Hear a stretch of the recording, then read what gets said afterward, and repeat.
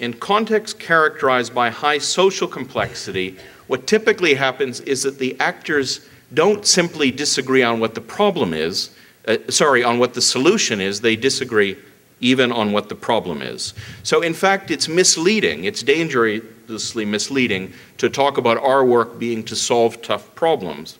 What we're actually doing, and this is a mouthful, but I think it's an important mouthful, what we're actually doing is addressing complex, problematic situations, which different actors find problematic in different respects. As soon as you start by saying, I'm solving this problem, you've already short-circuited an important aspect of the work. We can pretend that what we think is best, that we can address our problematic situations as we think they should be addressed, but we can't. We can pretend that we can address our problematic situations purely through competition between companies and markets, between litigants in the court, between politicians in the parliament, between departments and sectors, but we can't. We need not only to compete, but also to cooperate across departments, across disciplines, and especially across government, business, and civil society. So what does it take for us to be able to solve problems of high social complexity? It takes the capacity genuinely to co-create.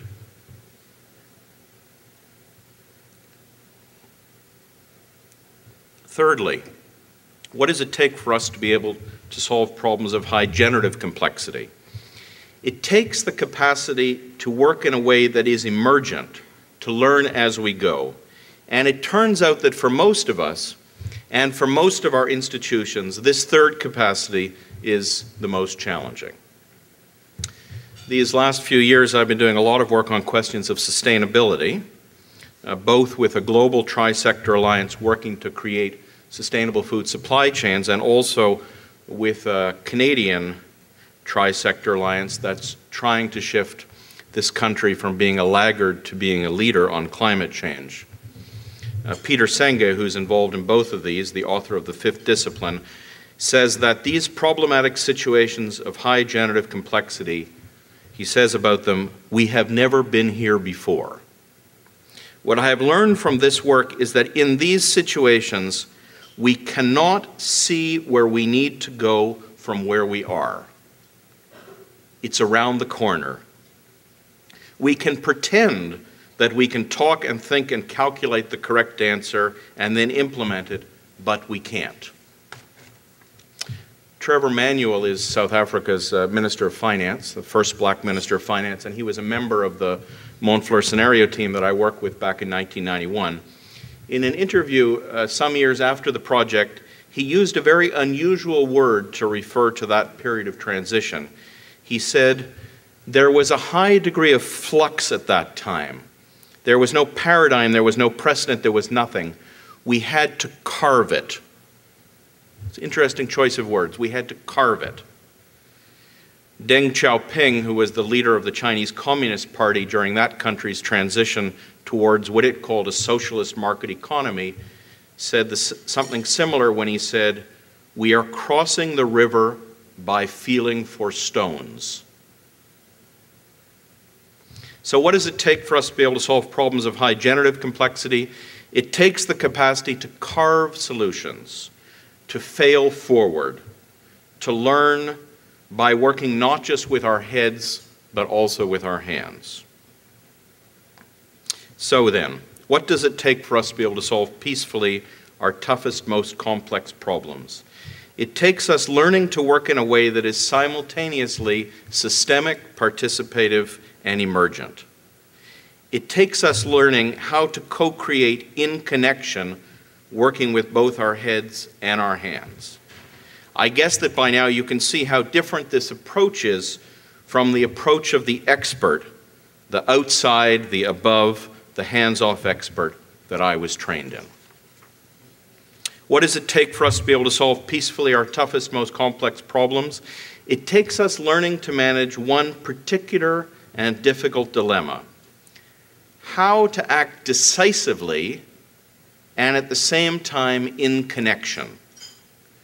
It takes us learning how to act decisively in connection with our systemic context, in connection with one another, and in connection with our own highest selves. Most fundamentally, it takes us learning how to act decisively in connection not just with what we need, but with what is needed of us. I made reference a few minutes ago to Deng Xiaoping's story about crossing a river. Let me conclude with another story about crossing a river, the biblical story of Moses leaving the Israelites out of Egypt towards the Promised Land, and of God splitting the Red Sea so they could cross on dry land. A few weeks ago, I was facilitating a workshop on the future of Jewish-Israeli society in Eilat, which is next to the Red Sea, that included politicians, business people, activists, intellectuals, and rabbis.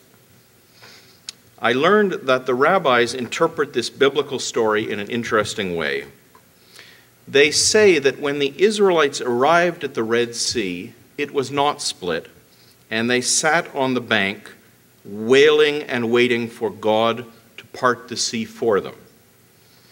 But then a young leader, whose name was Nashon, waded into the water up to his neck, and that it was this act of stepping into the river that parted it and created a way forward. So, what does it take for us to be able to solve peacefully our toughest, most complex problems? It takes our willingness to act decisively in connection with what is needed of us. It takes our willingness not to sit and wait for someone above us to create a path for us, but to step into the river up to our neck and to create a path ourselves. Only in this way will we be able to solve our toughest, most complex problems. Only in this way will we be able to move towards a better world, towards a promised land. I wish you all well in your journey. Thank you.